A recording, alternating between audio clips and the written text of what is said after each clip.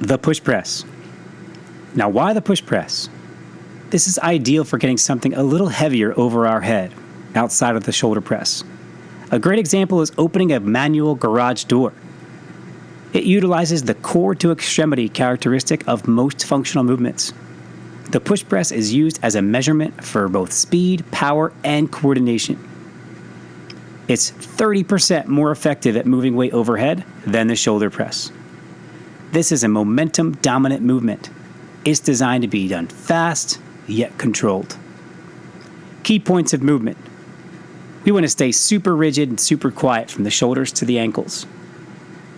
Torso should drop straight down on the dip. The aggressive turnaround from the dip to the drive. This is the act of standing up really quickly.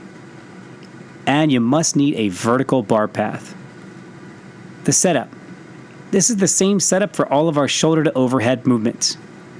Your stance and foot position should be hip width. Your weight distribution, we need to keep the weight back in your heels. The bar should rest on your shoulders in the front rack position. Hands are just outside of your shoulders. Ideally, we're looking for 3 finger widths outside of your shoulders. Eyes looking forward with your head neutral. Elbows should be in front of the bar. And you should have a closed grip with your thumbs wrapped around the bar. The progression with PVC or an empty barbell. The dip.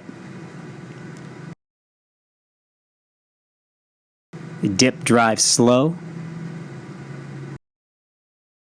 Dip drive fast. Dip drive press fast. This is your full push press. Execution. The same as our shoulder press in the start and finish positions. Specific to the push press is the dip and the drive. The dip. A dip of the hips where the knees go out and slightly forward while the torso stays completely upright. This helps to generate the leg and hip force needed to create upward momentum on the bar. The drive.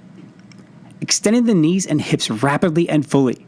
This is a continuation to momentum derived from the dip, transferring all that momentum to the bar. The press. Bar travels vertically up to a locked out elbow and active shoulder position overhead. This helps keep the bar in the frontal plane with a tight supporting system overhead. Head accommodates the bar. The bar must move straight up and down for efficiency. The elbows should push forward, leading the bar vertically down. Again, the head accommodates the bar. Common faults with simple fixes. Hyperextension. This compromises the natural stable position of your spine and leaves you more susceptible to injury. Take that deep diaphragmatic breath and maintain a tight midsection. Going around your head. Your elbows may be behind the bar, or there may not be a neuromuscular connection to move your head back and forth, or your natural tendency is to press out and not up. Pull your head back before starting the lift. Weight in your toes. Your bar path is probably forward. You may be rotating forward in the dip. Use the wall test to feel what vertical feels like and keep those heels connected to the ground.